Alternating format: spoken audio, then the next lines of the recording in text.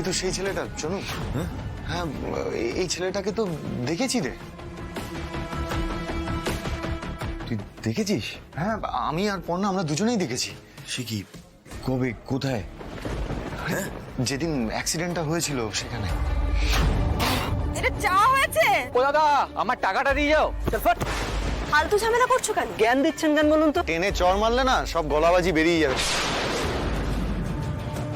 Keep the change. চল।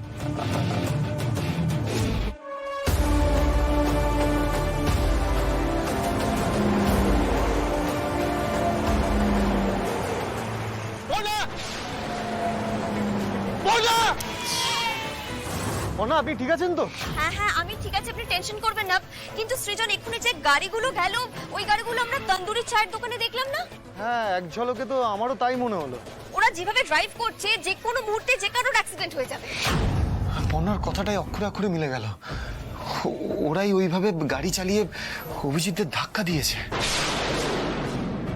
তুই কি শুনলি মিসদা? হ্যাঁ রে, উচ্চবিত্ত পরিবারে বড় হওয়াটা কোনো অপরাধ নয়, কিন্তু উচ্চবিত্ত বলে সমাজের গরিব মানুষকে পায়ের তলায় ফেলে পিষে ফেলা যায়, এই ভাবনাটা পোষণ করাটাই হচ্ছে অপরাধ। এটা পাপ। দর্শক বন্ধুরা, রক্ষকই যখন ভক্ষককে আড়াল করতে চায় তখন সাধারণ মানুষ কোথায় যাবে, কার কাছে গিয়ে বিচার পাবে? এত কিছুর পরেও পুলিশ নীরব। তাই অভিজিৎ চৌধুরী আর অর্ক দত্তর সাথে হওয়া অন্যায়ের প্রতিবাদ এবার আপনাদেরকেই করতে হবে। এবার আমাদেরকেই একসাথে লড়তে হবে এর বিরুদ্ধে, একসাথে গড়ে তুলতে হবে জনমত। ঠিকই তো বলেছে, এবার আমরা সবাই মিলে মাঠে নামবো। আরে বড় লোক হয়েছে বলে কি গরিবদের জীবন সস্তা পেয়েছে নাকি? ওর বাবা এই জন্যই টাকা খাইয়ে পুরো ব্যাপারটা ধামাচাপা দিতে চেয়েছিল। সাধারণ মানুষের ক্ষমতা এবার ওরা বুঝবে, আমরা সবাই একসাথে রুখে দাঁড়াবো। হ্যাঁ, একদম একসাথে করতেই হবে। আমি জানতাম পর্ণা সত্যিটা সবার সামনে তুলে ধরতে পারবে। সাবাস, সাবাস বৌদি ভাই। থানা ঘেরাও কর, ঘাড় ধরে টেনে আন শয়তানটাকে। লাইভ নিউজের পক্ষ থেকে আমি আলোক পর্ণা বসু আহির ভৌমিকের গ্রেফতারের দাবি করছি। হয়ে গেল, সব শেষ হয়ে গেল। প্রশাসন যখন নীরব থাকে, তারাই যখন অন্যায়ের সাথে হাত মিলিয়ে সত্যিটাকে ধামাচাপা দেওয়ার চেষ্টা করে, তখন কিন্তু সাধারণ মানুষকে রুখে দাঁড়াতে হয়। আজ বিচারের ভার আপনাদের হাতে। আপনাদেরকে বেছে নিতে হবে যে কোনো একটা পক্ষ। একদিকে রয়েছে খেটে খাওয়া দুস্থ পরিবারের একমাত্র রোজগারের মৃত ছেলে অভিজিৎ চৌধুরী, আর তার নিষ্পাপ কিশোর ছাত্র অর্ক দত্ত। শুভেন্দু, এই পুরো গন্ডগোলটা না শুধুমাত্র তোমার জন্য, শুদ্ধ তোমার জন্য। বাই দ্য ওয়ে, কার্বনটা ওরা পেলো কিভাবে? আই মিন, তুমি ওটা কোথায় রেখেছিলে? স্যার, কার্বনটা তো আমি ডাস্টবিনে ফেলেছিলাম, আর অরিজিনালটা তো ম্যাডাম নিজে হাতেই পুড়িয়ে দিলেন। আর আপনি সেই কার্বন পেপারটা সযত্নে ডাস্টবিনে রেখে দিলেন। বাহ, অপূর্ব। এবার বুঝতে পারছেন তো যে পর্ণারা পুঁথিকে দিয়ে থানা পরিষ্কার করানোর নাম করে ওই কার্বন পেপারটাই হাতে পেয়েছিল।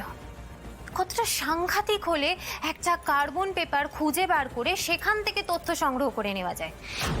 আমি আপনাদের বারবার বলেছিলাম পর্ণা কি আপনারা তা জানেন না, তাই যথাযথ ব্যবস্থা নিতে। কিন্তু কোথায় কি, একটা একটা করে প্রমাণ চলে গেল পর্ণার হাতে। আর এখন সময় সুযোগ বুঝে পর্ণা তুরুপের তাসের মতন একটা একটা অস্ত্র বার করছে। আপনি আর আপনার এই অপদার্থ টিম থানা তো প্রোটেক্ট করতে পারলেনই না, আমার পুরো প্ল্যানটা ভেস্তে দিলেন। একটা বাচ্চা মেয়ে থানায় ঢুকে ঘোল খাইয়ে চলে গেল। কি শুভেন্দু, কি হলো? Do you have any answer? উনি আর কি বলবেন, আমি বলছি শুনুন। পর্ণা যেভাবে পাবলিককে খেপিয়ে তুলেছে, তাতে আমার মনে হচ্ছে একটা বড় সড়ো ঝড় আসতে চলেছে। দেখুন বড় ঝড় আসার আগে চারিদিকটা যেরকম গুমোট হয়ে যায়, ঠিক সেরকম হচ্ছে। আমরা আইন ভূমিকে শাস্তি চাই, শাস্তি চাই। স্যার, কাতারে কাতারে লোক থানার দিকে ছুটে আসছে।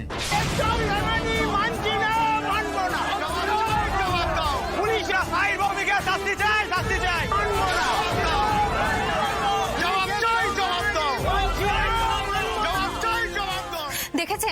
দেখেছেন আমি বলেছিলাম। রূপক বাবু, হ্যাঁ হ্যাঁ ম্যাডাম, আপনি কিছু একটা করুন। আকাশবাবু ফোন করছেন। হ্যাঁ হ্যাঁ আকাশবাবু, আমি আপনার সিচুয়েশনটা বুঝতে পারছি। আপনি এত ভাববেন না। আমি এক্ষুনি আসছি, সামনাসামনি বসে পুরো ব্যাপারটা ডিসকাস করব। আপনি প্লিজ প্যানিক করবেন না। রূপক বাবু, আজ এই গোটা সিচুয়েশনটার জন্যে আপনি আর আপনার এই অপদার্থ টিমটাই। আপনাদের মূর্খামির জন্য কিন্তু আমরা সাফার করব না। অ্যাজ সুন অ্যাজ পসিবল একটা ব্যবস্থা নিন। আপনি কি বুঝতে পারছেন না? আহিরের কিছু হলে কিন্তু আমরা সবাই ডুববো। কিছু ঘুর থেকে উঠে বেরিয়ে আসবে। ম্যাডাম ম্যাডাম, আপনি কিন্তু সাবধানে যাবেন। শুনুন, আমাকে নিয়ে ভাবতে হবে না। আপনার যেটা ভাবনা আপনি সেটা নিয়ে ভাবুন।